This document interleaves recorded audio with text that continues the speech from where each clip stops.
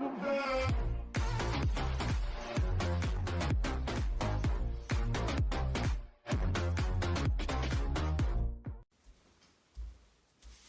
hey, do you want to hear about inflation? Chances are you've heard the word thrown around, probably by someone you know or even yourself. But what is inflation, and how does it relate to economics, or even just your life in general? And why is it typically feared? Well, for starters, it's about as painful as losing an eye. Yeah.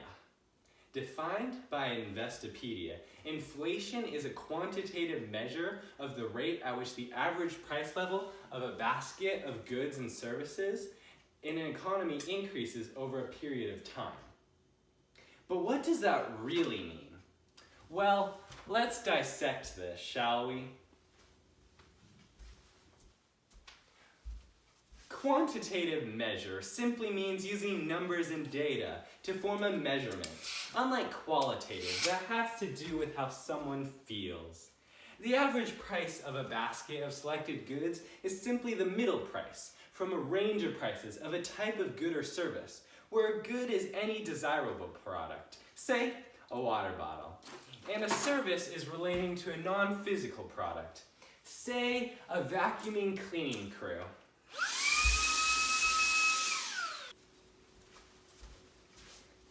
Now the key part to inflation is that the good or service's price increases over a period of time, which is important since that's how inflation is measured. Let's take an average house, say back in 1930, almost 90 years ago, during the Great Depression.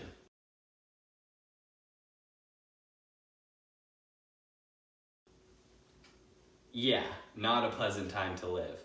The cost to purchase that house was merely $3,845, whereas in 2013, that price was inflated to $289,500. That's over 7,500% the price back in 1930. Another much smaller comparison is a loaf of bread. Back in 1940, Yeah, World War II was occurring. and also, you think we live in difficult times now, huh? Well, a loaf of bread costed only 10 cents, whereas in 2013, the average price of a loaf of bread was $1.98. So over 73 years, a price of a loaf of bread increased by $1.88, or almost 2,000%. Here's another example of how inflation affects someone's life, gathered from Investopedia. Now, where is she? Oh, here she is. Now imagine your grandma stuffed a $10 bill in her wallet in the year 1975 and then forgot about it. Now, the cost of gasoline during that year was around $0.50 per gallon, which means that she could have bought 20 gallons of gasoline with that $10 bill. 25 years later, in the year 2000, the cost of gasoline was around $1.60 per gallon. And if she finds that forgotten $10 note in the year 2000, and then went on to purchase gasoline, she would have only got about 6.25 gallons.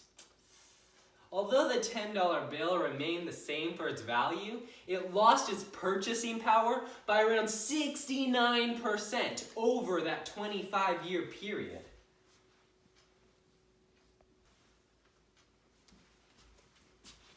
Wait, Grandma, where are you going with that's my $10? This simple example explains how money loses its value over time when prices rise. This is a real-world scenario of inflation. And now that you know what inflation is, I'll introduce the 3 primary types and causes of inflation. 1. Demand pull inflation. 2. Cost push inflation. And 3. Built-in inflation. Now, demand pull inflation by definition, occurs when the overall demand for goods and services in an economy increases more rapidly than the economy's production capacity. If you're still confused about what demand pull inflation is, here's an instance where it occurs. Oil. When nations decide to cut down on oil production, the supply consequently decreases. Because of the fact that supply and demand are related, when the supply of oil decreases, the demand for oil increases. This increase in demand leads to higher prices for oil, which is a demand pull inflation. Second, cost push inflation is defined as happening when there's a result of increase in the prices of the production process inputs. To specify, here's an example of cost push inflation. Labor is a part of the production process, and when employees' minimum wage is raised, the cost of production therefore increases, but not equivalently, which contributes to the inflation of products. Finally, built-in inflation. As the price of goods and services rise, labor expects and demands higher wages to maintain their cost of living. This increased wage amount of the laborers results in even higher costs that cause inflation. But how is inflation measured? Not like this. Inflation is measured using inflation indexes, with indexes just meaning a sort of virtual tools that compare current prices to a predetermined previous year's prices. The most frequently used inflation indexes include the Consumer Price Index, aka the CPI, which takes an average price of a basket of goods and services nationwide and compares that average to a previous year's average, and the Wholesale Price Index, aka the WPI, which also compares prices of current and previous years, like the Consumer Price Index. However, the prices it compares are from before the retail stage instead of after. There's a few other indexes, one being called the Producer Price Index, aka the PPI.